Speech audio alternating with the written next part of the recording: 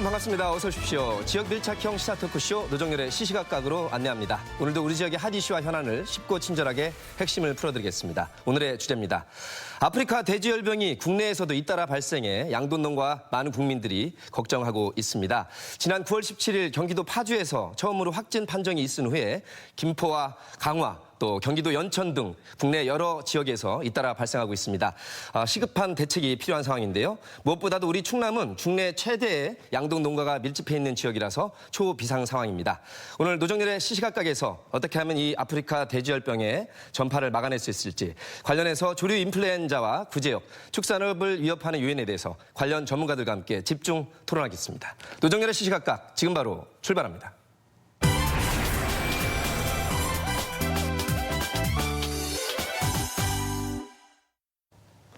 네, 요즘 핫 이슈가 되고 있는 것이 이른바 아프리카 돼지 열병입니다. 일단 확진이 되면 100% 폐사가 되기 때문에 더욱더 비상 상황이고요. 전국 최대의 양돈 농가가 밀집해 있는 우리 충남이라서 더욱더 초비상 상황입니다. 이와 관련해서 말씀 나눠주실 네 분과 만나보시죠. 아시아 양돈 수의회 정현규 회장과 함께합니다. 어서 오십시오. 한돈협회 충남도 협의회 최상락 회장과 함께합니다. 반갑습니다. 충청남도 동물방역위생과의 임승범 과장과 함께합니다. 북한 축산 공무원이었고요. 지금은 굿파머스 연구소의 연구위원이십니다. 조충희 위원과 함께합니다. 어서 오십시오. 먼저 관련 영상으로 여러분을 안내해드리겠습니다.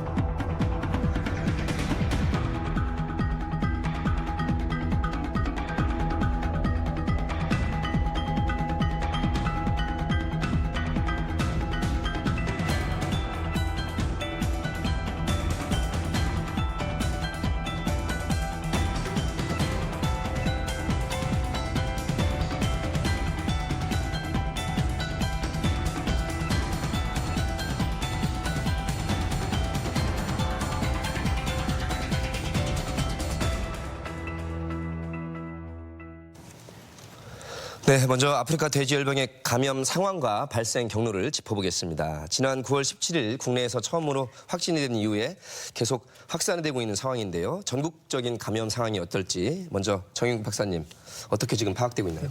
예, 지난 16일 처음 파주에서 임상 증상이 나타나 신고가 됐고 17일 날 확진이 됐습니다. 그리고 어제까지는 지금 13개 농장이 감염된 것으로 지금 판단되고 있습니다. 특히 지역적으로 보면 경기 북부 지역이 되겠습니다. 경기 북부 파주 연천을 중심으로 돼 있고 그다음에 김포, 강화까지 지금 감염돼 있는 상황입니다. 그리고 어제 처음으로 DMZ에서 야생 멧돼지에서 양성 판정이 난 있습니다. 아마 이 정도까지가 현재까지 지금 감염되고 3km 이내는 대부분 지금 살처분 작업을 진행을 하고 있습니다. 예, 그러니까 멧돼지도 똑같이 감염 대상이 되는군요. 예, 이 질병은 멧돼지하고 집돼지가 네. 같이 걸리고 폐사율도 거의 같이 나오는 질병입니다. 그렇군요. 임 과장님, 지금 충남은 현재까지는 아직 뚫리지 않은 상황이지만 홍성에서 의심 신고가 있어서 저희가 주목하고 있습니다. 어떻습니까? 네, 지난 9월 말 주말이었죠. 우리도 충남에서 의심축 신고가 발생이 됐다 해서 전국이 관심을 갖고 또 긴장을 했었습니다. 예. 뭐 방역 당국이나 전 축산농가가 이 홍성 지역에 대규모 양돈 단지이기 때문에 상당히 더 큰 긴장을 했던 것 같습니다. 예. 이 발생이 되면은 어느 지역이나 다 마찬가지겠지만 우리도 홍성 같은 경우에는 그 피해가 상당히 클 것으로 예상이 되죠.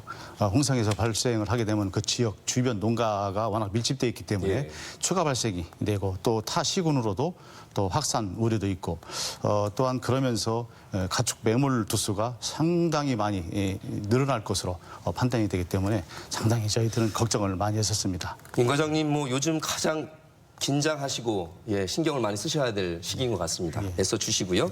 최상락 회장님, 이게 ASF, 아프리카 돼지 열병이라고 이름 붙여져서 아프리카에서 주로 발생하는 건 줄 알았더니 뭐 유럽, 아시아, 세계적으로 확산되고 있는 추세로 볼 수 있을까요? 어떻습니까? 지금 현재 처음에 발생된 것은 아프리카에서 발생이 됐는데 거기에 이제 머무르지 않고 이게 유럽을 통해서 아시아로 이제 넘어와서 지금 현재 작년 8월에 이제 아시아 중에서 중국에서 발병이 된 이후에 예. 금년 5월에 이제 북한에 청월세 돼가지고 지금 현재 평안 북도 정도가 이제 전멸 수준이라고 그러잖아요. 아하, 그렇군요. 예, 전멸 수준이 된 그런 상황에서 또 대한민국의 또 경기 북부에서 이제 임진강 수계를 중심으로 해서 13개 확진 판결까지 지금 이르는 상황에서 지금 충남이 굉장히 긴장을 많이 하고 있는 상황입니다. 예. 조충희 위원께서 북한에서 축산 공무원 일을 하셨나요? 네. 네. 구체적으로 어떤 일을 하셨고 지금 파악하고 계신 상황은 어떠세요? 북한에 관해서는? 저는 이제 북한의 평안남도 평송 지역에서 이제 그 축산 부문 공무원으로 이제 일했고요. 주로 이제 수의 방역 부문 이제 정책 이런 것들을 이제 집행하고 관리 감독하는 이런 일을 했습니다. 그래서 한국에는 저는 이제 2011년에 이제 왔고요. 예. 현재 지금 북한 상황은 전국에 다 이제 확산되어 있는 상황이고 거의 뭐 토양이나 강하천 이게 다 이제 오염되어 있다고 이제 이야기할 수가 있습니다. 그래서 그 작년 8월에 중국에서 발생을 하고 제일 이제 북한하고 가까운 지역이 이제 11월 초에 백산시 중국 이제 그 백산시에서 발병을 해서 뭐 세계 농업기구 방역기구가 북한을 이제 위험 국가로 지정을 하고 예. 그렇게를 했는데 북한 당국이 그 올해 5월 25일에 이제 그 국제기구에다가 보고를 했습니다. 네, 발병이 됐다고.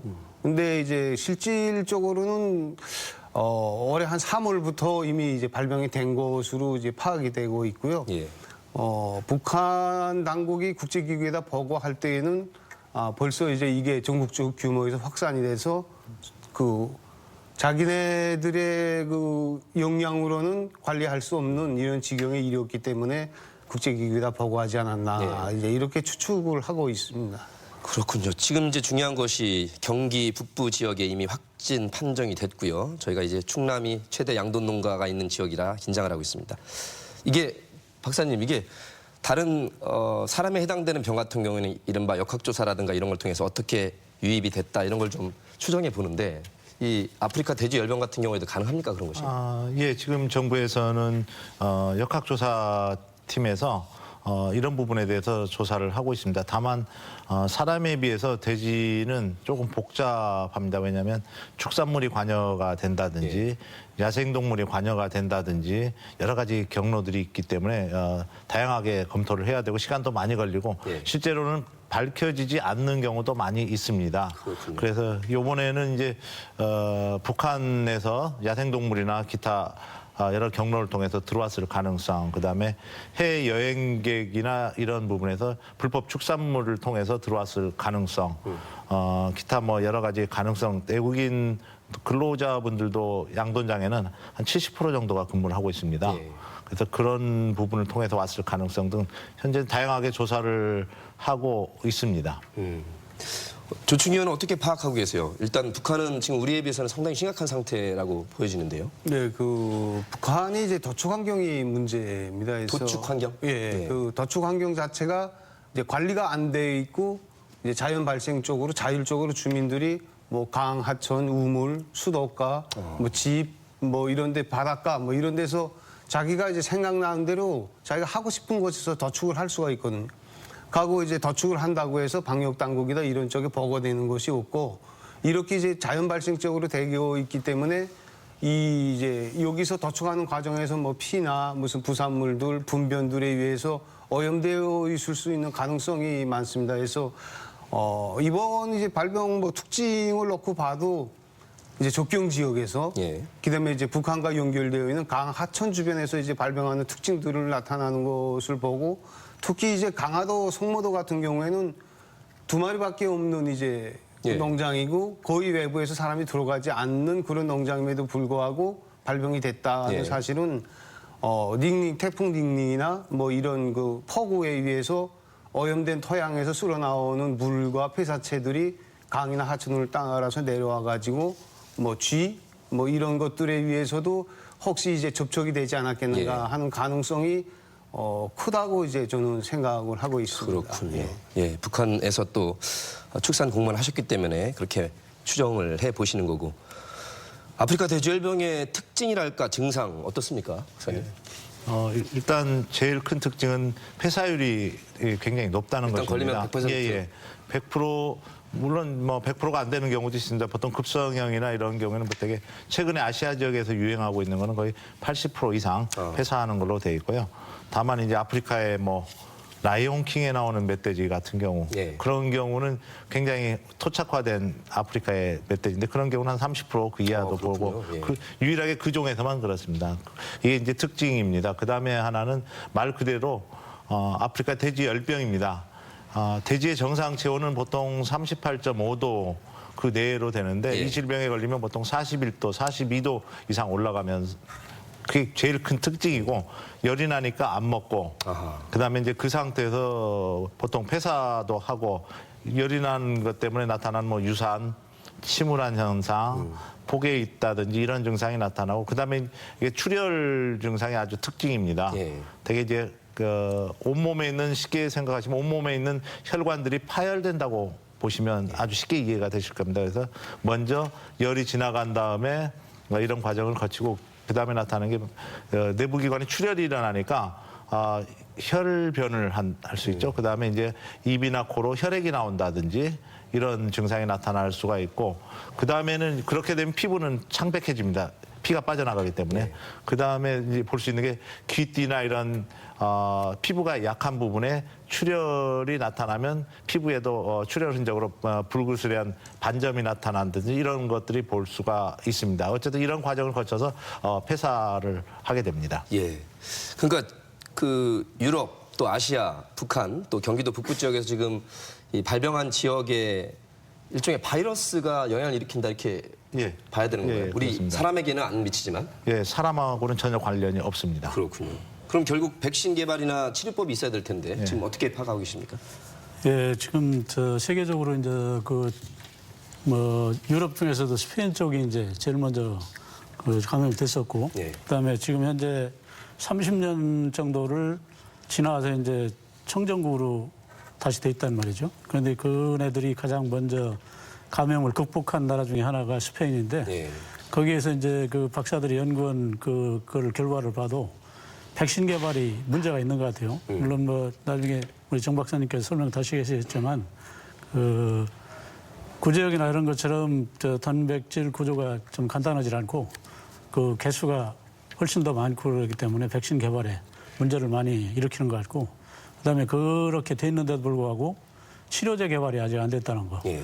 그래서 지금 대한민국에 참고하고 있어도 그 북부 쪽에서 대책을 내놓을 수 없는 부분이 백신이 없고 치료제가 없기 때문에 가장 큰 문제인 것 같습니다. 예. 그렇게 어렵나요, 백신 개발이요? 예.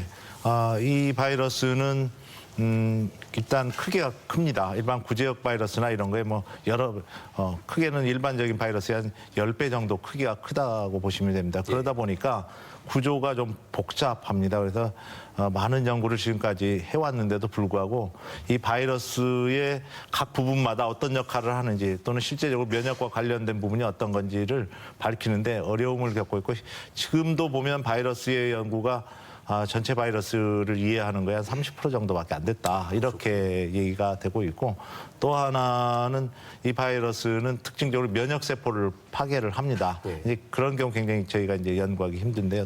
또 하나 쉽게 이해를 하시면 바로바로 거의 100% 가까이 폐사를 하기 때문에 면역이라든지 여러 가지가 연구가 돼야 되는데 이 면역이 생기기 전에 죽어버리니까 그 다음에 연구가 진행이 안 되는 그런 어려움도 있습니다. 그래서 다행히 최근에 스페인의 세계 동물보건기구 OI라고 보통 얘기하는데 그 아프리카 돼지열병 연구소에서 어떤 이제 효과가 92% 정도 나오는 어떤 기초 실험에서 학술지에 발표해서 인정이 되고 지금 마지막으로 안전성 테스트를 하고 있습니다. 그 외에도 이제 중국 연구를 하고 있고 미국도 연구를 하고 있고 영국도 연구를 하고 있고 우리나라도 연구는 할 거 아닙니까? 이제 지금은 이제 연구를 시작하려고 하는 초기 단계가 되겠고요. 돈이 엄청 들어갑니다. 특히 이제 미국 같은 경우는 이게 국토 안보 차원에서 다뤄지기 때문에 예. 국토안보부에서 이 문제를 다루고 있습니다. 그 정도로 아주 심각한 질병입니다. FND가 아니고요. 예, 거기서도 물론 하지만 그 국토안보부에서 9.11 테러 이후에 이 질병은 국토안보 차원으로 다루고 있습니다. FDA라고 미국 식약처가 따로 있을 FDA 텐데. 가 있습니다. 예. 자, 그렇군요. 우리나라도 사실 이 인식에 대해서는 거의 방역이 제2의 국방이라고 할 정도로 열심히 했던 때도 있었는데, 아하, 우리나라 아직 초기 단계이다.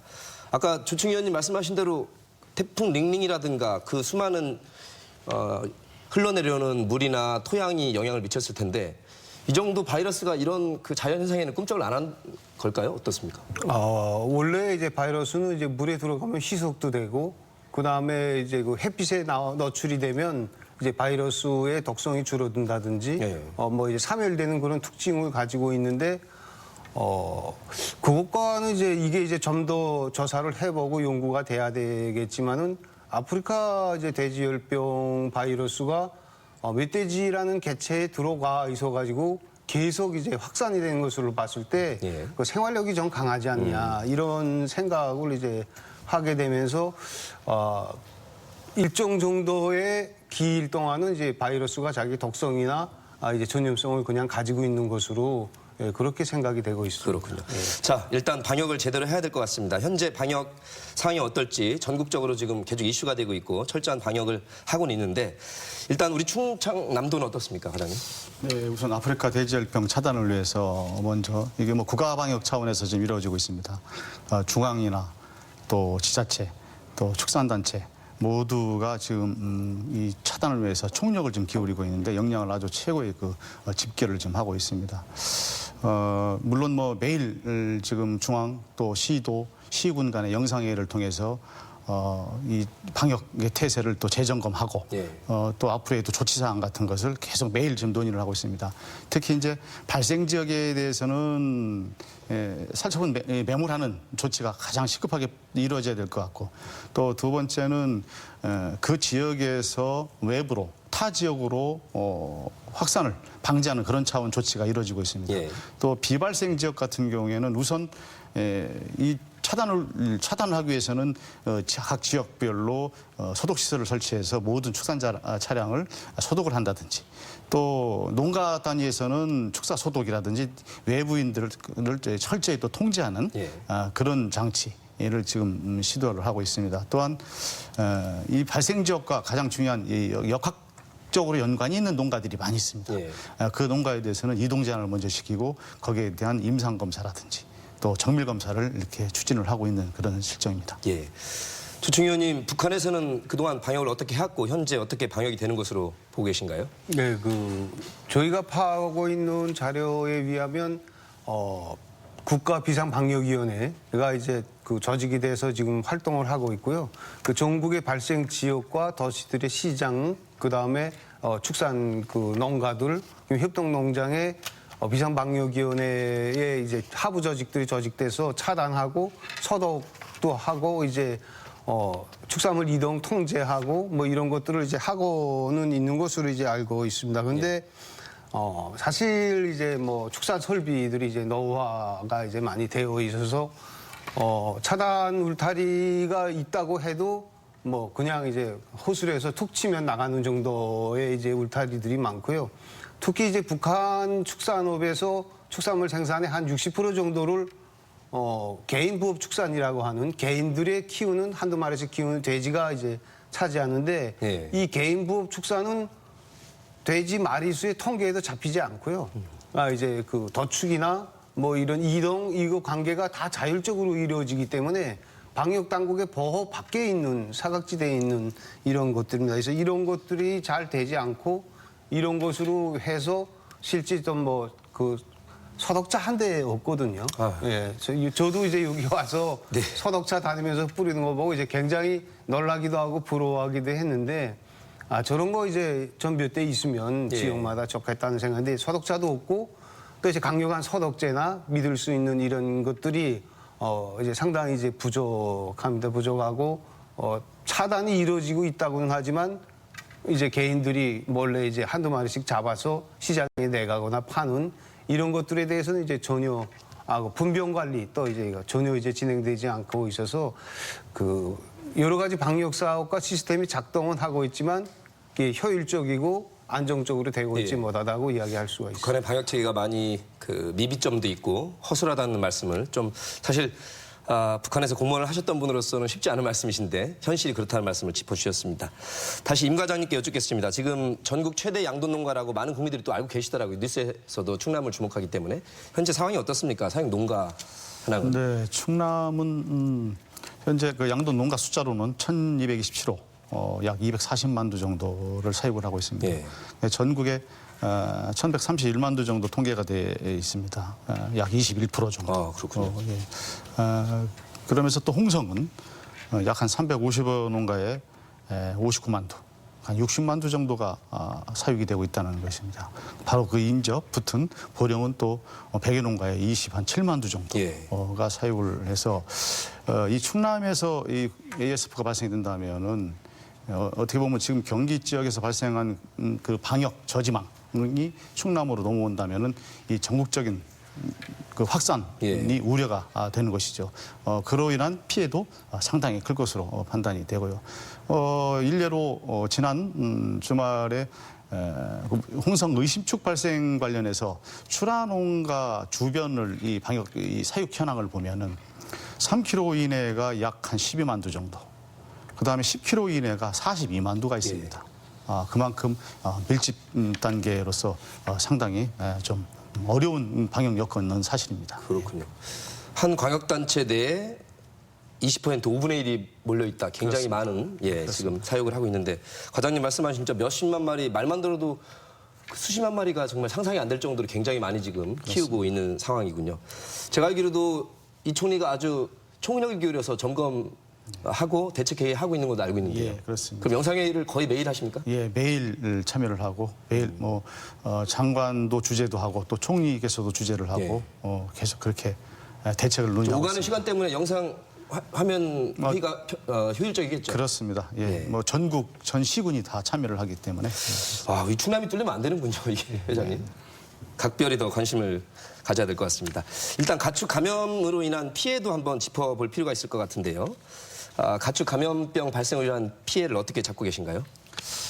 저희는 우선은 그 전에 구제역과 AI가 발생된 그런 사례가 있습니다. 구제역 같은 경우는 전국 그 피해로 볼 때 약 2조 한 7천억 정도.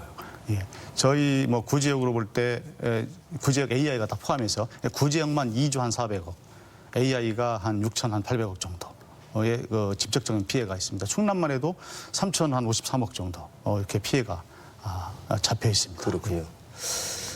이 국민들이 듣기에 살처분이란 말 들어도 굉장히 살벌한 표현인데 다른 표현이 없는 것인지 박사님. 안락사라는 표현을 요즘에는 많이 씁니다. 그 동물한테도요? 예. 지금 왜냐하면 예전 방법을 들이 이번에는 다 이산화탄소 가스를 해서 동물 복지나 동물 그쪽에서 지금 접근을 하기 때문에 다 선진국에서도 이 방법을 씁니다. 그래서 이번에는 전체 다 안락사, 이산화탄소를 사용하는 방법을 하고 있습니다. 그렇군요. 그럼 언론에서도 이제 보도할 때 사실 반경 몇 미터 지금 처리하고 있나요? 이 사안에 대해서는? 예, 지금 현재는 처음에는 500m, 저희가 기준에 500m 또는 3km로 돼 있습니다. 그래서 현재는 심각한 상황이다 판단했을 때는 3km를 할 수 있기 때문에 최대한으로 해서 현재는 최대한으로 해서 하고 있습니다. 그렇군요. 저도 혹시 이제 관련 말씀을 드릴 때 관련 동물들을 반경 몇 미터, 몇 킬로 내에서 안락사했다, 시켰다 이렇게 표현하는 것이 예, 앞으로는 안락사라는 표현을 쓰는 게 좋을 것 같습니다. 알겠습니다. 저는 사람에게만 해당되는 말인 줄 알았는데 왜냐하면 이제 동물복지와 관련해서도 사실 동물들이 말은 못하지만 아까 박사님 말씀하신 고열이 나고 혈관이 터지고 얼마나 고통스럽겠습니까? 그 돼지도. 예, 그렇습니다. 그런 상황을 했을 때 저희가 조금 더 감안을 해보겠습니다. 자, 방역 체계, 북한 얘기는 잠깐 들어봤고요, 의원님께. 방역 체계의 이 현황과 개선점을 좀 짚어봐야 될 것 같습니다. 어떻게 보시는지요? 대한민국의 현재 방역 체계의 문제점, 또 사후 처리 문제는 없을지 우리 최상호 회장님. 네. 초동 대처의 부분에서는 우리 한돈 농가들도 그렇고 정부도 그렇고 홍보라든지 이런 게 충분히 그동안 많이 연습이 돼 있던 것 같아요. 그래서 초기 발생 농가가 그래도 나름대로 최대한 빨리 신고체가 좀 이루어졌던 것 같고 그런데도 불구하고 그 계속해서 좀 짧은 기간에 벌써 13건이라는 그 확진 판정을 받아냈는데, 그리고 또 어제 저녁 또 불행하게도 그 포천하고 참 파주하고 그다음에 김포의 돼지 전두수를 이제 그 없애겠다 하는 발표를 듣고 나서 그 한돈을 같이 하는 사람으로서 협회장, 저 충남 대표장으로서 굉장히 안타까운 현실을. 회장님 지금 말씀하신 네. 전 두수를 없애겠다. 미리 그러면 예방 조치로 다 그렇죠. 예, 예방적인 살처분이나 마찬가지인데 예. 그거를 그냥 살처분하는 게 아니고 전두수 조사를 해서 예. 괜찮은 거는 이제 도축을 하고 예. 또 그다음에 도축을 한 다음에 이상이 없는 그 돈육에 대해서는 일단 시중 판매까지 하는 거로 돼 있고요. 거기서 만약에 발병인 축이 그 확인이 되면 그거는 폐기 처분이 되겠죠. 그렇군요. 네, 예. 그래서 지금 앞으로 그 발생된 지역이 문제가 아니라 한돈 전체에 있는 한돈인들한테 굉장히 충격이고 그거를 수긍하기가 쉽지 않은 그런 마음이 있는 분들도 많이 있는 것 같아요. 그래서 이런 부분이 이제 사후에 이제 그런 재처리 문제에서도 마찬가지겠습니다만은 농가한테 외국에 설레 있는 것처럼 그 살처분이 되면 충분한 보상이 따라야 되거든요. 예. 그런 정책적인 대안이 마련이 우선 돼야 되지 않나 생각을 하고 지금 있습니다. 현재는 부족하다 이렇게 농가에서 느끼시나요? 아직까지 살처분에 대한 보상에 그게 정확하게 얼마를 하겠다라는 그런 게 돼 있지는 않습니다. 그래서 그런 게 마련이 되고 농가들한테도 살처분하기 전에 그런 설명이 충분히 돼가지고 그 살처분 보상에 대한 그런 안정이라도 있어야 이 사람들이 그동안에 내가 그 가족처럼 끌었던 돼지들을 여기 살처분해도 어느 정도 수긍이 되지. 네. 그게 마련이 되지도 않고서 살처분만 하겠다. 또 국가 차원에서 이제만 그 생각을 하다 보면 한돈 집적하는 분들한테는 굉장히 그 심각한 피해가 되지 않나. 정신적인 피해도 그렇고요. 과장님, 근데 제가 듣기로는 그래도 어느 정도의 이제 흡족하게는 다 보상을 못해도 그동안에 우리나라가 구제역도 있었고 조류 인플루엔자도 있었기 때문에 이게 발병을 하면 전국적인 이슈가 됐었단 말이에요. 그리고 듣기로도 수백만 마리씩 안락사시킨 걸로 알고 있는데 분명히 기준과 보상은 있어 왔지 않습니까? 그렇습니다. 뭐 수치로 말하면은 구지역 같은 경우에는 뭐 우리도 같은 경우만 해도 52만 8천 도를 뭐 지금 좋게 표현하면 안락사. 예. 예. 또 조류인플루엔자 같은 경우에는 약 1,600만 수. 그렇게 많군요. 예, 그렇게 매물 처리가 됐습니다. 물론 매물 처리하면서 그 보상이나 매물 처리 보상금은 다 지급이 됐고 예. 또 거기에 뭐 아마 이번에도 그렇게 진행될 것으로 봅니다만은 생계 안정 자금이라든지 또 각종 세금 혜택 감면 예. 아니면 세금을 또 연장을 한다든지 납부를 그런 정책도 시행이 되고 또 후에 재입식을 하게 되면 또 재입식 자금도 지원을 할 계획으로 이렇게 있습니다. 예. 예. 근데 이제 아까 말씀하신 방역 정책의 체계에 대해서 좀 잠깐 말씀을 더 드린다면은 우리나라 방역 그 정책은 상당히 많이 갈수록 뭐 자꾸 이제 전염병이 발생이 되고 대처를 하는 그런 과정에서 좀 더 발전이 되고 보완이 된 건 사실입니다. 예를 들어서 우리가 이 축산 차량 모든 차량에 대해서 GPS를 달아서 위치 추적을 해서 이 이동 동선을 다 파악할 수 있게 예. 한다든지 또 재난형 가축 전염병에 대해서는 긴급 행동 지침을 다 제정을 해서 이 빠른 신고라든지 또 매몰 처리 방법, 효과적인 뭐 이 소독 방법 이런 거에 대한 발빠른 움직임을 취할 수 있도록 조치를 좀 해놓고 있습니다. 예. 다만 이번에 좀 아쉬운 아프리카 돼지열병 관련해서 좀 아쉬운 게 있다면은 우리나라가 처음 발생이 됐기 때문에 신속히 처리해야 된다 하는 그런 이 긴박한 것도 뭐 있겠습니다만은 이제 이 지침을 초월해서 예. 매뉴얼을 소위 말하는 매뉴얼을 초월해서 강력히 대처하다 보니까 약간 좀 이 국민과 또 예. 농가와 또 방역 당국이 약간 혼선이 있는 그런 부분도 없지 않아 있습니다. 그런 부분을 지침에 좀 보완을 해서 예. 추진해 나갔으면 좋겠다는 생각입니다. 아까 재입식 말씀하셨는데 실제 농가에서 걱정하는 것이 재입식 하려면 여러 가지 과정도 정확하게 거쳐야 되고 위생과 안전을 또 그 동안에 또 농가는 어떤 걱정들을 하실 것 같긴 해요. 그렇죠. 왜 그러냐면 이 재입식이라는 것이 그냥 되는 것이 아니고요. 우선은 선행돼야 될 부분이 만약에 발병이 됐을 때 아까 처음에 말씀드렸던 것처럼 신속하게 신고가 돼가지고 빠른 살처분 정책을 이뤄내서 그 바이러스가 창궐하지 않은 상태에서 빨리 처분이 돼야 예, 예. 재입식도 그만큼 땡겨질 거라고 봅니다. 예. 왜냐하면 창궐이 된 상태, 많이 퍼져 있는 상태에서 살처분이 되고 나면 그만큼 바이러스를 줄이기 위한 작업이 더 세심하게 더 오랫동안 경과가 돼야 되기 때문에 그만큼 재입식 기간이 길어질 거라고 보거든요. 예. 그래서 우선 선행이 되어 이렇게 발생 지역에서 살처분이 되든 예방적인 살처분이 되든 바이러스 창궐 상태가 최소화를 시켜놔야 재입식 기간을 그만큼 줄일 수 있다. 예. 이렇게 생각이 들고요.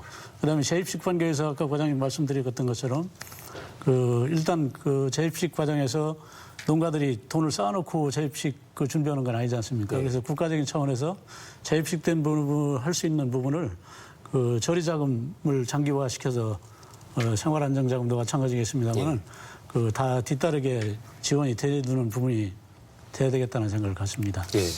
참고로 이제 국민들이나 또 축산농가분들께서 좀 우려를 하시는 부분이 재입식하는 기간에 대해서 많이 또 혼란을 하시고 하는 것 같습니다. 그래서 그거에 대해서 좀 말씀을 좀 드리겠습니다. 이 아프리카 제재열병 관련해서 재입식은 우리 이제 긴급 행동 지침에는 지금 말씀하셨듯이 먼저 재입식을 하기 전에는 이동 제한 지역부터 먼저 해제가 돼야 됩니다. 근데 이동 제한 해제라는 것은 마지막 살처분이 끝난 다음에 이 30일이 지나야 됩니다. 예. 30일이 지난 다음에 예찰 지역이라 하죠. 10km 이내의 모든 돼지의 인상 검사, 정밀 검사를 해서 이상이 없을 경우에 이동 제한이 해제가 됩니다. 그러면 30일 지난 다음에 또 이제 예찰 지역에 대한 검사하면은 벌써 그것도 약 한 2달 정도 이상이 걸릴 거로 봅니다. 그런 다음에 이제 축산농가가 재입식을 신청을 해야 되는데 40일이 그것도 지난 다음에 신청을 해야 됩니다. 이 40일이라는 것은 축사 내부 청소, 세척 이런 걸 모든 것을 완료한 다음에 신청을 하게 돼 있습니다. 시군에. 그럼 시군에서는 또 확인을 해서 이상이 없다 하면은 또 농림축산검역본부에 다시 또 이상이 없습니다. 실사를 나와달라 하고 신청을 하면은 농림축산검역본부에서 실사를 나가서 이상이 없을 경우에 지금 재입식을 해도 됩니다라고 판단하는데 그 기간도 역시 2달 이상이 또 걸릴 거라고 봅니다. 그 안전을 위해서 그런 행정 과정이 있긴 한데요. 그렇습니다. 예, 예. 농가 입장에서 보면 너무 길지 않을까 싶은데요. 바이러스라는 것이 생존력이나 이제 분뇨나 이런 데 상당히 오래 생존하기 때문에 그런 조치가 되는 거고요. 그런 다음에 약 한 60일에서 70일령 돼지를 각 축사에다 몇 마리씩 넣어서 60일간의 시험 사육 기간을 거칩니다. 그러면서 그 돼지에 전염이 돼 있는지, 감염이 돼 있는지 검사를 하고 난 다음에 이상이 없을 때 재입식이 승인이 떨어지는 거죠. 그렇다면은 최소 아무리 빠르게 정상적으로 이루어진다 하더라도 6개월 정도 이상이 걸리고 거기에 만약에 불합격이 된다든지 그러면은 그게 8개월, 10개월, 1년도 지나갈 수가 있다는 얘기입니다. 참 이 농가 입장에서 열심히 이제 돼지를 키워서 잘 팔아서 이렇게 행복하게 사시고 싶은데 이런 천재지변 같은 이 바이러스가 닥쳐서 이런 살처분을 겪고 나면 그 마음의 상심이 얼마나 크실지 또 그 준비하기까지 얼마나 걱정스러우실지 가늠도 안 됩니다만 어떻게 해야 될까요? 이게 이제 안전을 위해서 좀 이렇게 하긴 하거든요. 우리 농가에게 그만큼의 보상 혹은 최대한의 행정적 지원이 있어야 될 것 같습니다, 과장님. 네, 지금 재입식을 말씀드렸지만은 이 재입식이라는 지금 그런 일련의 조치를 취하는 농가는 발생 농가 내지는 500m 이내의 농가에 해당되는 거고 또 예방적 그런 안락사 처분하는 매물 처리하는 농가는 이동 제한 해제만 되면 직접 재입식을 할 수가 있습니다. 그렇군요. 각 사례별로 조금씩 다르다. 그렇습니다. 예. 우리가 걱정하는 이유가 이제 사람에게는 이상이 없는 거죠, 박사님. 예, 전혀 이상 없습니다. 그리고 저 엊그제도 삼겹살 구워 먹었는데 끓여서 익혀서 먹으면 되는 거죠, 그리고. 예, 저도 어제도 먹었습니다. 양동 박사님이신가 근데 이제 걱정하는 게 우리나라 분들이 워낙 그 소고기와 돼지고기, 닭고기를 좋아하다 보니까 이게 한번 밀어닥치면 공급이 줄어서 가격이 너무 올라갈 것 걱정, 그 또 농가 걱정, 이 걱정이거든요. 피해를 어떻게 봐야 될까요? 가축 지금 현재는 소비량이 많이 줄었습니다. 돼지 소비량이요? 돼지고기 소비량이 최근 지금 아프리카 돼지열병 소식이 전해진 이후에 소비가 줄어서 가격도 오히려 많이 떨어지고 농가들 걱정이 굉장히 심각합니다. 오히려 수요가 주니까 가격이 떨어졌다. 그럴 수도 저는 있군요. 굉장히 큰 걱정입니다. 그리고 제가 더 걱정하는 거는 이게 이제 업계 우리 양돈인들뿐이 아니라 향후에 이렇게 소비가 줄고 여러 가지 문제가 더 피해가 커지면 국가 경제에 굉장히 큰 피해가 올 거다 이런 예. 생각을 합니다. 왜냐하면 자영업자들도 고깃집 하시는 분들이 많잖아요. 예를 들면 그런 겁니다. 전 세계 돼지가 약 뭐 9억에서 10억 마리 정도가 있었는데 작년 초 얘기입니다. 예. 중국에서 한 2억 마리 정도가 1년 사이에 이 질병으로 없어졌습니다. 베트남 같은 경우는 뭐 1,000만 마리 가까이 없어졌습니다. 그러면 전 세계 돼지의 약 20에서 25% 정도가 없어진 겁니다. 굉장한- 지금도 계속 없어지고 있는데 그게 무슨 의미냐면 미국에서 대부분 많이 수입을 합니다. 그런데 미국의 돼지가 약 7천만 마리 정도 있습니다. 중국 같은 경우 이제 거기서 수입을 해야 되는데 지금은 미중 무역 전쟁, 무역 문제 때문에 지금 수입을 지금 제대로 못 하고 있는데 만약에 중국이 수입을 하기 시작한다고 그러면 미국 분들이 돼지고기를 안 먹고 네. 다 100% 중국으로 수출해도 턱없이 더 부족합니다. 그렇군요. 그저 그렇게 된다면 우리나라로 들어올 고기도 없어지게 되고 이제 그래서 예전에는 우리나라에서 구제역대 돼지가 없어지면 수입해서 먹지 했는데 이제 그게 불가능해집니다. 그러면 다른 고기로 먹는 것도 같이 대체 고기가 또 가격이 올라간다든지 이렇게 다 충당이 안 되고 그렇게 되면 무슨 문제냐면 제일 먼저 실업자가 늘어납니다. 왜냐하면 고기 정육점 그러면 고기 식당 운영하시는 분들 거기에 돼지고기라든지 돼지 관련한 사료라든지 지육이라든지 움직이는 차량 관계된 진짜 사람 넓군요, 그래서 거기가. 실제는 직접 양돈하시는 분보다 그 부분의 피해가 훨씬 커집니다. 지금 중국이 그 연관 산업에서 생기는 실업자나 피해가 훨씬 큰 부분입니다. 예. 우리도 그 부분까지 생각을 해주셔야 되고 국민들이 많이 이해를 해주시고 소비도 더 해주시고 이번에 좀 양돈하시는 분들 격려도 해주면서 같이 참여를 해주셨으면 하는 생각입니다. 그래도 세계적으로 이렇게 파악을 해주셔서 감사드리고 제가 알기로도 객관적으로 우리가 양질의 소고기, 돼지고기, 닭고기를 좋은 가격에 잘 먹고 있는 걸로 알고 있거든요, 사실은. 그래서 우리 농가들도 열심히 노력해 주셨고 관련 기관들도 열심히 노력해 주셨는데 우리나라가 생긴 이래 처음으로 이제 아프리카 돼지열병을 저희가 겪고 있습니다. 자, 이제 앞으로 어떤 또 질병이 올지 몰라서 가축 전염병을 예방할 수 있는 근본적 예방책, 대책을 저희가 한번 짚어봐야 될 것 같은데 우리 한돈협회에서 농가들에게 말씀 꼭 해주시는 마음가짐이랄까 대책 어떤 것들이 있습니까? 지금 현재 이제 아프리카 열병을 우리가 처음으로 맞이했는데 그동안 구제역이라든지 뭐 다른 여타 질병들도 많이 있었습니다만 잘 극복해온 사례가 있습니다. 예. 그래서 이 질병도 언젠가는 극복이 되겠지만 백신이 개발되지 않은 상태, 그다음에 치료제가 없는 상태에서는 시간이 길어지고 또 그다음에 장기전에 대비해야 될 그런 태세가 분명히 갖춰져야 된다고 생각이 되고요. 지금 그동안 잘 해왔던 것처럼 차단 방역 관계에서 차간 사람 간 그다음에 도축관 간 이런 접촉할 수 있는 기회를 최대한 줄이는 게 예. 우리가 질병을 예방하는 하나의 지름길인 것 같고요. 앞으로도 마찬가지입니다. 그동안 잘해왔던 것처럼 우리 농가들이 긴장의 끈을 놓지 말고 항상 자기 농장부터 지킨다는 그런 마음을 가지고 소독 철저, 예방 백신 철저, 그동안 아프리카 열병 때문에 구제역이나 다른 질병을 지금 논하지 않고 있는데 예. 그런 부분까지 다 복합 감염이 됐을 때는 더 피해 속도가 더 커지고 규모가 기하급수로 커지기 때문에 예. 앞으로 더 열심히 방역 활동에 매진해야 될 것 같습니다. 우리 농가들이. 그래서 힘을 내시고 우리 농가들도 더 대처하고 또 그다음에 장기전에 대비하는 큰 마음을 가지고 있어야 될 때인 것 같습니다. 알겠습니다. 잠시 후에 또 조류 인플루엔자와 구제역 여쭤보기로 하고요.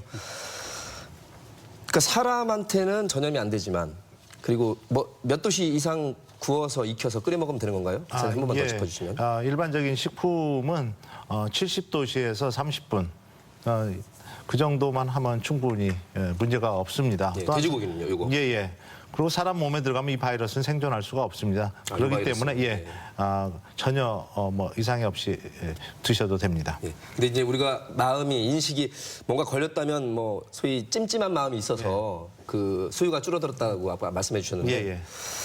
아무튼 저는 맛있게 먹었습니다. 예. 우리 고맙습니다. 국민들께서도 걱정하지 마시고 예. 이렇게 과학적으로 검증이 된 거니까 돼지고기 잘 익혀서 드시면 아무 문제 없다는 점 하나. 또 한 가지 트라우마 말씀을 하시는데 현장에 계셨던 공무원들 굉장히 사후에 마음들이 안 좋으시고 트라우마라는 애로를 호소하시는데 어떻게 해결될 수 있을까요, 이런 것들은? 저도 트라우마를 겪었던 사람입니다. 저도 구제역 때는 거의 매몰 현장에 2000년도 파주에서 처음 발생했을 때부터 거의 최근에까지 계속 현장에서 그런 걸 하고 네. 막 했는데 들어갈 때는 항상 우황청심환을 가지고 갑니다. 아마 많이 가지고 갑니다. 농장에 계신 분들 나눠드리고 그래서 굉장히 심각하고요. 특히 이제 하면 며칠 동안은 아예 뭐 식사를 못 하신다든지 악몽을 꾼다든지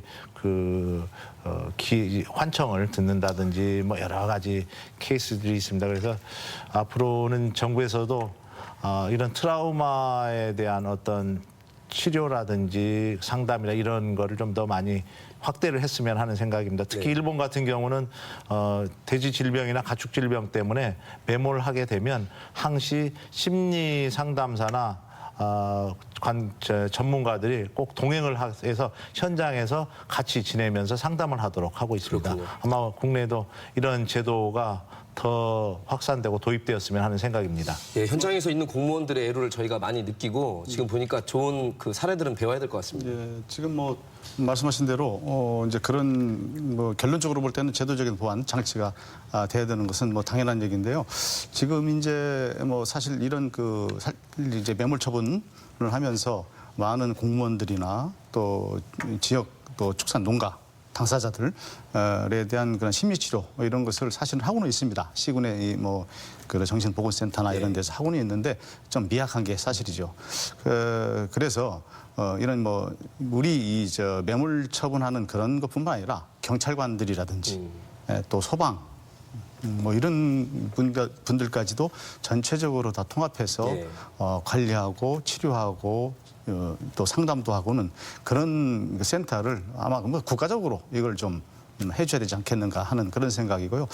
여기에 또 한 가지 드리고 싶은 말씀은 지금 뭐 도나 시군에 뭐 중앙부처도 그렇지만은 수의직 공무원들이 많이 있습니다. 그리고 업무가 늘어나면서 많이 또 채용도 되고 있습니다. 예. 그렇지만 이런 이제 과중한 업무를 맡으면서 이직이나 또 이탈을 또 많이 하고 있습니다. 그런 부분도 좀 안정감 있게 예. 근무할 수 있도록 또 국가적인 어떤 관리 체계도 만들었으면 좋겠다는 그런 생각입니다. 그럼요. 제가 아는 수의사분도 정말 사명감을 갖고 이 농수산부나 또 식약처에 들어가신 분을 알고 있거든요. 근데 그분들도 걱정을 많이 하시는데 아무튼 이런 전문 인력들이 힘들겠지만 안정적으로 열심히 전문 역량을 발휘할 수 있도록 제도적 뒷받침이 필요할 것 같습니다.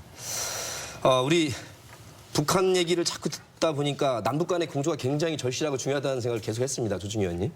예. 미리 서로 정보가 공유되면 얼마나 좋겠습니까?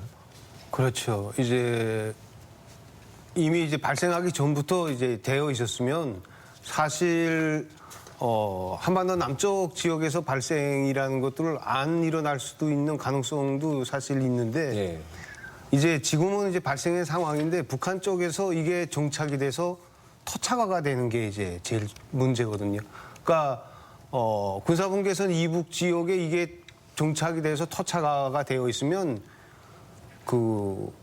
한국의 수입학력계는 거의 전투 상태에서 이제 뭐 살아야 되거든요. 이게 앞에서도 이제 유럽 쪽 뭐 스페인이나 이런 쪽에서도 30년 뭐 40년이 돼가는데 30년 40년 동안 전투 상태에 있는다는 게 말이 쉽지 3일 4일도 아니고 네. 그러니까 이런 환경을 놓고 봤을 때는 남북한이 무조건 공조를 해야 된다 해서 우선 뭐 북한 정부 자체 그러니까 정부 간의 공조도 중요하지만 사실 다양한 채널을 다 열어놓고 전문가들 교류, 지역별 지자체들 지역별 교류, 그 다음에 민간 단체나 이런 것을 통해서 서로 정보를 교환하고 그 다음에 지원도 하고 지원도 받고 예. 이런 식의 협력이 이루어져야 생각하고 저는 이제 북한도 한반도 축산 안보라는 이런 관점에서 서로 양국 정부가 접근을 해가지고 문제를 해결해 줘야 된다 이렇게 저는 생각을 합니다. 그렇군요. 예. 스포츠, 다양한 문화예술 교류도 중요하다 그러는데 이렇게 방역과 관련된 것도 굉장히 필수적인 것 같습니다. 정말로. 이제 그 부분에서 특히 이제 어제 실제 발견은 DMZ에서 멧돼지 자체가 그제 발견이 됐습니다만 이건 굉장히 중요한 포인트가 되겠습니다. 왜냐하면 남과 북도 아닌 공동, 특히 이제 유엔사 관할 지역이 되겠는데 거기서 아프리카 돼지열병이 발생했다는 사실은 우리로서나 북한으로서나 본다고 그러면 정말 큰 골칫덩어리를 하나 안고 지금 가야 되는 상황이다. 됩니다. 왜냐하면 우리도 이번에 잘 넘어간다 하더라도 거기서 있으면 언제든지 야생동물이나 여러 가지를 통해서 올 수 있고 북한도 마찬가지 입장이 됩니다. 네. 근데 그 지역은 우리나 북한이나 마음대로 드나들 수 없고 방역이나 조사를 할 수 없습니다. 그래서 남북한 또는 유엔까지 공동으로 참여하는 조사가 이루어지고 방역 작업이 이루어지고 하지 않으면 예. 그게 나중에 이제 계속 골칫거리를 안고 전파원으로 작용할 가능성이 아주 심각한 문제입니다. 예. 자, 저희가 이 아프리카 돼지열병만 지금 걱정할 게 아니라 날씨가 추워지면 또 이 조류 인플루엔자나 구제용 문제도 신경을 안 쓸 수가 없습니다. 전례도 있었기 때문에. 일단 예방책은 그동안에 사례가 꽤 있었기 때문에 잡혀져 있겠죠, 회장님. 그렇죠. 우선 그 구제역 같은 경우는 예방 백신이 다 갖춰져 있기 때문에 그 농가들이 그 프로그램대로 2차 백신을 정확하게 접종만 한다 그러면 80% 이상 그 효과가 나와서 예. 예방적으로 충분히 방어할 수 있는 부분이 있는 것 같아요. 그런데 이제 그 농가들이 이제 그것도 기피하는 농가들도 혹시 있는지 몰라요. 왜 그러냐면 이제 그 이상육 발생이라는 맹점이 또 안고 있거든요. 어떤 거요? 백신 접종을 함으로 인해서 몇 가지의 그 이상육, 예. 접종 부위가 이제 그 한홍 형태로 살짝 남아 있는 경우가 있어요. 그래서 그런 거를 이제 치료할 경우에는 네. 해결해야 될 부분이 있는데 그게 지금 현재 가지고 있는 백신으로 이제 그게 다 해결이 안 돼요. 그렇군요. 네, 그래서 그 농가들이 꺼리는 집들도 있다는 얘기죠. 2번을 놓으라고 그러면 그 환원 부위가 좀 그만큼 늘어나는 부분이 있어요. 그래서 또 그거를 또 언론 매체를 통해서 집중 보도가 되다 보니까 그걸 하여튼 육질 저하도 분명히 따르고 그로 인해서 이런 그 육가공 업체라든지 이런 데서 좀 꺼리는 경향이 있단 말이죠. 그래서 그 목 부위에 접종하던 거를 이제 뒷다리 부위로 접종을 해서 환원 부위를 이제 없게 만드는 있더라도 제거하기 쉬운 쪽으로 이제 가고 있고, 그 다음에 그 육질 개선을 하는 데 있어서도 소비자들한테 그 가장 많이 선호되는 부분이, 노출되는 부분이 없어지게 하는 방법을 우선 농가들도 해야 되겠고, 이제 홍보도 관에서도 역시 많이 해가지고 그 소비도 좀 일어날 수 있고, 그 다음에 농가들도 정확한 백신 효과가 나와서 질병을 예방을 할 수 있고, 이런 것이 같이 경합돼서 됐으면 하는 생각인데, 앞으로 이제 구제역이 발생되는 시기가 또 돼 있잖아요. 예. 추위가 닥치고, 그 다음에 가장 중요한 것은 온도가 떨어지면 소독을 하더라도 소독 효과가 떨어지는 시기가 이제 돼가고 있어요. 예. 그래서 그게 가장 큰 맹점이고, 그로 인해서 우리 농가들이 이제 예전에 이제 했던 부분은 스팀에 의한 온도가 높은 그런 소독조라든지 소독 장치를 하는 부분도 있는데, 그런 부분에서도 정부 차원에서도 거점 소독조나 아니면 개인 농가가 설치한다고 그러면 소독조 설치 비용을 갖다가 장기 절이 내지는 예. 보조 사업을 좀 이끌어서 구제역 등 약성 질병이 퍼지는데 좀 대책을 세워지는 부분이 됐으면 좋겠습니다. 알겠습니다. 잘 반영이 됐으면 좋겠고요. 이제 총평 삼아서 각 전문 분야별로 우리 양돈 농가 또 일반 국민들께 바라는 점 있다면 정리해 주시죠. 우리 과장님 어깨가 무겁습니다. 아이고 응원합니다. 예, 우선 이제 이 아프리카 돼지열병을 빨리 차단을 또 해야 되겠고, 물론 이제 경기 북부 지역에서는 빨리 종식을 좀 해야 되겠죠. 저는 우리 도내 양도농가들에게 좀 당부 말씀 좀 드리겠습니다. 예. 우선 이 차단이라는 것은 현재 치료제, 예방 백신도 없고 그렇기 때문에 가장 중요한 것이 역시 소독과 차단 아니겠나 이렇게 싶습니다. 이 차단이라는 것은 두 가지로 볼 수가 있겠습니다. 우선 농장 입구에서의 차단, 또 한 가지는 농장 내부에서의 차단. 농장 입구에서는 아무래도 내부인들, 또 출입하는 차량, 또 운전자에 대한 그런 재반 소독 조치가 잘 이루어져야 될 것이고, 농장 내부에서는 농장 내부 청소와 세척, 그 이후에 또 소독하는 그런 소독 방법, 예. 또 농장 축사 바깥에 예를 들어서 차량이 출입하는 진입로라든지 그런 데도 좀 충분한 소독이 좀 이루어졌으면 좋겠다 하는 그런 생각이고요. 또 한 가지는 아무래도 이제 외국에 여행을 많이 다니시게 되면은 아마 지금 공항이나 항만에 아프리카 돼지열병에 관련된 그런 홍보 문구가 많이 있습니다. 예. 또 홍보 전단지도 주고 있습니다. 축산농가, 외국에도 축산농가 방문하시면 안 되겠고 소규모 뭐 돼지 사육농가라든지 하는 그런 농가가 많이 있습니다. 그런데 방문하시면 안 되겠고 들어오실 때는 또 축산물을 또 소지하면 예. 안 되겠습니다. 하여튼 그런 부분까지 또 내국인도 마찬가지입니다. 내국인도 발생 지역이나 지금 이런 부분에 방문을 안 해주시고 또 축산농가와 접촉도 하지 않아 주시는 게 좋겠다는 그런 생각입니다. 과장님 말씀하신 부분 많이 홍보는 되고 있어요, 사실은. 예. 예, 절대로 그 관련 품들 가져오지 말라고 지금. 네, 우리 정 회장님. 일단 일반 농가분들에 대해서는 제일 중요한 건 현재 발생이 되고 있다는 거는 바이러스가 어디 외부에서 돌아다니고 있다는 증거가 되겠습니다. 그렇다고 보면 그 바이러스가 바로 내 농장 앞에 와 있다. 아니면 내 농장 안에 지금 들어와 있는데 돼지하고 접촉만 안 되고 있을 뿐이라는 생각을 그런 긴장감을 가지는 것은 정말 중요한 사항입니다. 그렇게 왜냐하면 바이러스는 눈에 보이지도 않고 아주 극히 미량의 참고로 말씀드리면 아프리카 돼지열병에 걸린 돼지의 혈액에 약 10만 분의 1mm 그 이하만 들어와도 바로 질병에 걸리게 됩니다. 그렇기 때문에 그런 부분에 대해서 굉장히 조심을 해주셔야 되겠고요. 긴장하는 겁니다. 그다음에 일반 국민분들은 일단은 안심하고 고기를 좀 다시 한번 말씀해 소비를 이런 때 힘을 내주시고 그게 또 농가분들한테 힘을 이렇게 주는 길입니다. 예. 그리고 그런 부분에서 조금 부탁을 드리고 싶습니다. 알겠습니다. 우리 먼저 조충희 의원님께 최종 총평 듣겠습니다. 예, 남북한을 다 불문하고 한반도 우리 그 국민들이 식생활에서 돼지고기가 차지하는 비중이 이제 상당히 크다고 생각합니다. 그래서 이번에 아프리카 돼지열병 사태를 놓고 봐서도 남북이 협력을 했더라면 미연에 방지할 수 있는 조건도 있다고 생각했을 때 향후 정부도 그렇고 전체 국민들도 그렇고 남북한의 협력이라든 이런 시점에서 상당한 이제 많은 관심을 돌려주고 이 아프리카 돼지열병을 퇴치하는 데서도 그냥 축산농가나 전문가들 힘으로는 이제 힘드니 예.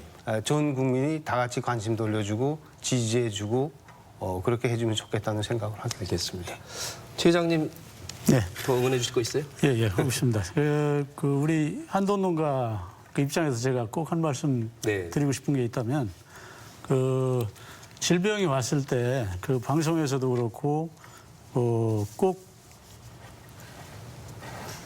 없어서 조금 갑자기 그 가격이 뛰었을 때만 방송을 해주시더라고요. 그래서 이제 농가들이 굉장히 섭섭해하는 부분도 있고 안타까워하는 그런 부분이 굉장히 많습니다. 예. 국민들도 이번 피해를 같이 하는 우리 양도인들의 응원도 해주시고 또 그다음에 몸에 문제가 없는 그런 사람 몸에는 이상이 없다라고 이제 판명이 됐기 때문에 많이 섭취해 주셔서 어려울 때 같이 힘을 합하는 그런 역량을 발휘해 주셨으면 하는 생각입니다. 자, 지역 밀착형 시사 토크쇼 노정열의 시시각각은 오늘 여기서 인사드리겠습니다. 함께해 주신 여러분 고맙습니다. 다음 시간에 찾아뵙겠습니다.